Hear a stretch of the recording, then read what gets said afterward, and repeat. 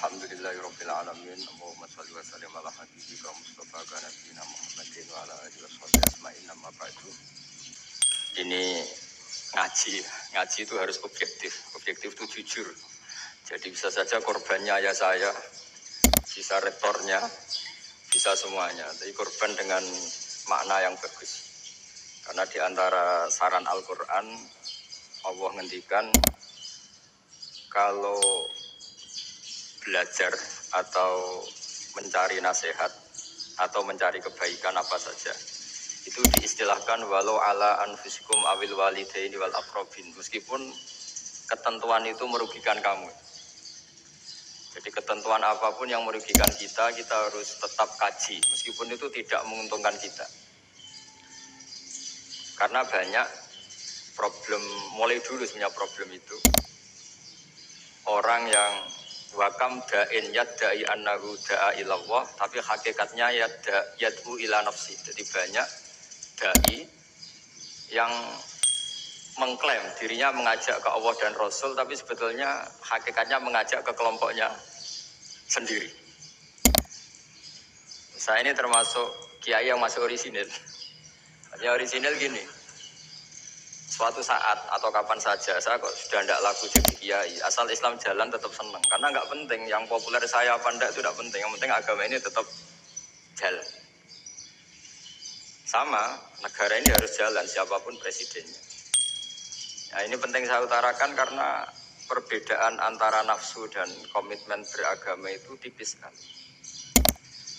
Sehingga dulu pernah ada cerita, ini bukti keadilan Rasulullah SAW. Pernah suatu saat Nabi itu ngaji, yang ngaji seperti ini.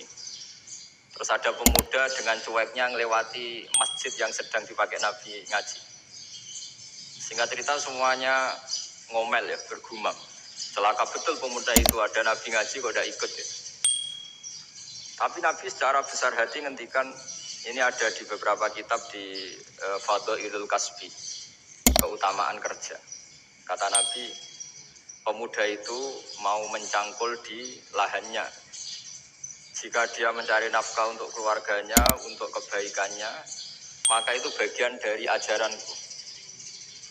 Jadi Nabi berbesar hati bahwa kerja seperti itu bagian dari ajarannya. Jadi tidak harus datang ke majelis ngaji. Dan bisa saja yang sedang hadir itu ya orang yang hindari istrinya minta belanja dari ngaji terus benar dituntut belanja kan gitu. Mungkin anak-anak UMM yang kesini daripada tengok-tengok yang Malang bosan jalan-jalan ke rumah. Nah, jadi nggak mesti benar juga niatnya. Gitu. Jadi ya sama itu. Jadi kalau di dunia kiai yang masih orisinal itu, nafsu itu benar-benar dilatih. Maka masyhur dalam cerita ada orang perang sama Ali radhiyallahu anhu. Ketika perang ini sangat semangat. Tapi ketika orang itu meludahi dan Sayyidina Ali ini tersinggung karena diludahi, Sayyidina Ali langsung angkat tangan. Sudah, perangnya enggak usah diteruskan. Karena saya marah sama kamu sekarang demi nafsu, karena kamu meludahi saya. Padahal saya tadi motifnya demi Allah dan Rasul.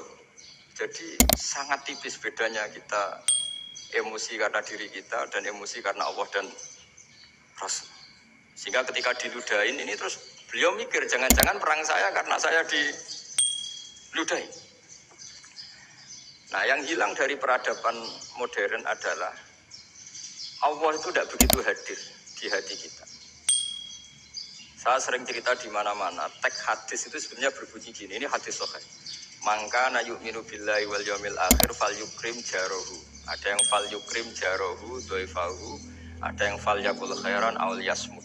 Siapa yang iman dengan Allah dan Rasul maka harus memuliakan tetangganya, memuliakan tamunya. Dulu itu ada seorang ulama dipanggil anak muda, dibully terus sekarang. Wahai kiai, datang ke rumah saya. Datang kiai itu. Setelah sampai ke rumah orang itu, silakan kiai kembali ke rumahnya. Saya tidak butuh kiai. Kiai itu dengan riang kembali. Setelah di rumah dipanggil lagi. Pak Yai, silakan datang ke rumah saya. Datang lagi. Ya senyum-senyum kiainya santai. Wah, nggak jadi butuh Pak Yai. Silakan kembali lagi. Sampai 3 kali. Oh, itu kalau rektor digitukan marah. Dosen marah. Kiainya santai. Santai, senyum-senyum, rileks. Ketika ditanya, kenapa Pak Yai tidak tersinggung? Jawabannya unik. Anak muda, saya ini senang sekali nuruti perintah Allah, disuruh menghormati tetangga. Sehingga ketika Anda manggil ya saya datang. Ketika Anda nyuruh pulang ya saya pulang. Saya senang sekali nyeneng kantongku. Dan itu perintah Allah, jadi tidak ada hubungannya dengan kamu.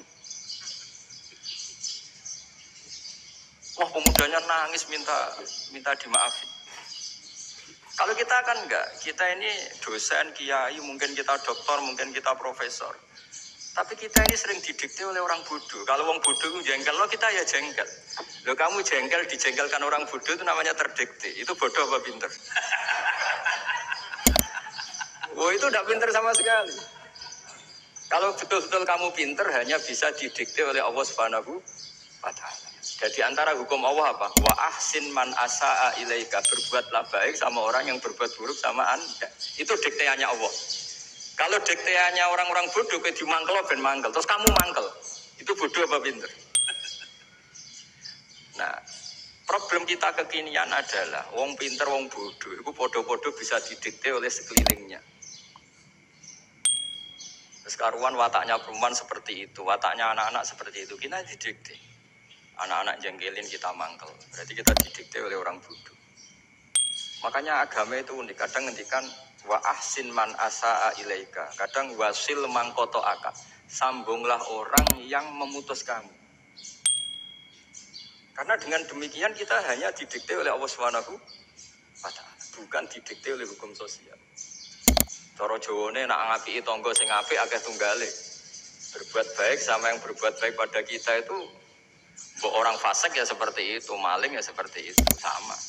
Tapi kalau berbuat baik sama orang yang berbuat jelek sama kamu itu baru luar biasa. Dan memang teksnya hadis wa ahsin man asa'a ilaika. Berbuat baiklah sama orang berbuat buruk sama kamu.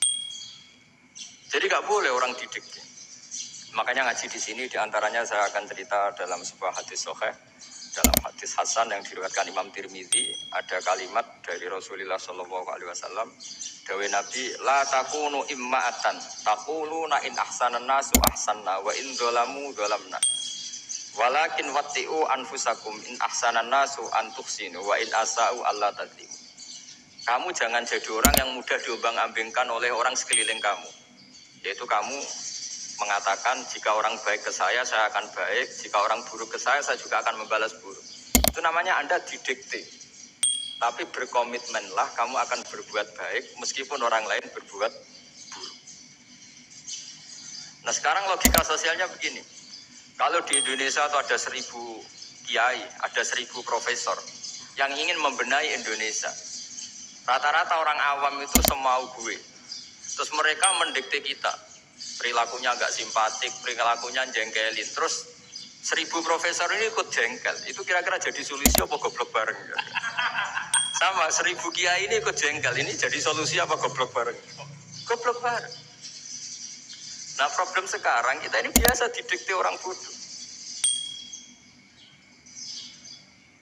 Nah makanya ciri khas orang muslim itu kata Nabi, mangkana yu'minu billahi wal yawmil akhir. Jadi baik tetangga karena perintahnya Allah dan Rasul. Pentingnya apa? Bedanya karena berbuat baik ini perintahnya Allah, mbok tonggo rapik lah kita tetap apik karena perintahnya Allah dan begitu juga dengan hubungan dengan istri, dengan anak.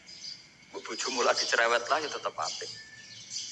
Karena dengan cara itu kita hanya tunduk pada Allah dan Rasul. Tapi kalau kamu, istri saya kalau baik ya saya baik, kalau enggak ya enggak. Berarti Anda didikte oleh perilakunya dia.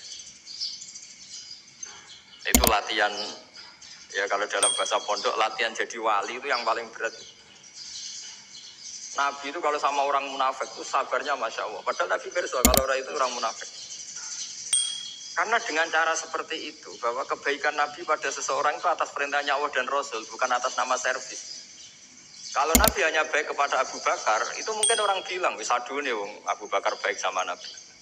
Tapi kalau Nabi baik sama orang munafik, Abdullah bin Ubay bin Salul, itu kalau nggak perintahnya Allah dan Rasul itu nggak bisa. Nah ini cobalah berlatih seperti itu, sehingga kita tidak mudah didikte. Ya saya ulang lagi, nggak mudah apa? Didikte. Maka di antara kebaikan Allah dan Rasul adalah bahkan orang zalim saja diberi jatah rahmat. Makanya tadi seperti mukadimah yang dibaca Pak Haris tadi, agama ini rahmatan lil alamin. Orang yang zalim saja dapat jatah apa? Rahmat, apalagi yang soleh. Nah kemudian yang perlu dicatat, kenapa kita menjadi enjoy dengan Islam? Islam itu adalah agama yang tidak didikte oleh materi. Jadi kalau Anda ingin makan enak, mungkin kalau pikiran kebanyakan orang, anak-anak muda yang milenial, yang gaul, ingin makan enak ya makan yang disukai. Misalnya sate atau bakso Malang atau apa. Kalau orang-orang yang jadi wali gak gitu cara berpikir. Ini yang masih orisinil. Ditanya, ini dunia baru kesulitan makanan, baru resesi. Cara makan enak gimana? Jawabannya lucu. Ya gampang, idamuhu alju. Idam itu lauk. Kalau kamu ingin makan, lauknya paling enak apa? Alju. Kamu harus lapar banget. Sampai kalau puasa, itu melihat tempe itu wah, luar biasa. Tapi kalau kamu nggak puasa, air putih itu nggak menantang. Tapi kalau puasa, tempe, air putih itu menarik dan Anda tetap lahap. Apa? Karena lauk terbaik adalah alju, yaitu lapar. Nah, tapi kita ini enggak, kita ini kayak orang bodoh. Kayak orang bodoh tadi, profesornya makan nyaman ya kalau sesuai selera. Nah, itu kan sama dengan anak-anak ABG. Anak ABG itu makan lahap ya kalau yang disukai. Lalu bedanya apa ABG sama profesor kalau cara berpikir masih sama kan itu. Kiainya juga gitu, kiai makan enak kalau yang disukai, kalau enggak. Lalu bedanya apa kiai sama orang awam? Orang awam juga gitu, makan lahap ya kalau yang disukai. Nah ternyata perilaku kita ini yang pintar sama yang bodoh sama, Mas. Kalau kamu ingin berkasta lebih baik, itu cara makan enak itu apa? Idamuhu aljur. Lauk terbaik adalah karena kita sangat lapar. Makanya masyhur dalam cerita-cerita tarikh sirah nabawiyah. Nabi diberi hadiah, beberapa hadiah. Di antaranya ada yang diterima, ada yang enggak. Termasuk yang dikembalikan itu dokter. Ada seorang raja memberi hadiah Nabi dokter Tobit. Itu sama Nabi dikembalikan. Karena dokter ini sudah lama kumpul Nabi itu gak pernah sakit. Akhirnya dokter ini putus asa, ini gak perlu diobatin. Ketika ditanya, kenapa ya Rasulullah engkau gak pernah sakit? Karena kita ini kaum, kita ini komunitas masyarakat yang tidak akan makan kecuali lapar. Dan kalau sudah makan, berhenti sebelum kenyang. Jadi sederhana sekali pengobatan zaman itu. Sebagian besar penyakit itu pasti disebabkan kita ceroboh dalam hal makan. Sudah ngerti kalau durian masalah, kalau makan durian ini gak kehitung gitu. Apalagi kalau gratisan itu tambah banyak. Pola tidur juga gitu, kata Nabi. Dan kita tidak tidur kalau tidak sangat ngantuk. Nah, itu namanya orang-orang soleh yang sudah ada didikte materi. Kalau yang didikte materi kan bisa tidur nyenyak kalau kasurnya enak, AC gini-gini. Sebenarnya enggak, tidur enak itu ya kalau sangat ngantuk. Buat di gudang, buat di bis, kalau sangat ngantuk ya semuanya ya enak. Sama, buat lapar, buat hanya tempe, tapi kalau sangat lapar itu ya enak. Nah ini ilmu yang mulai hilang, ilmu-ilmu yang mulai hilang.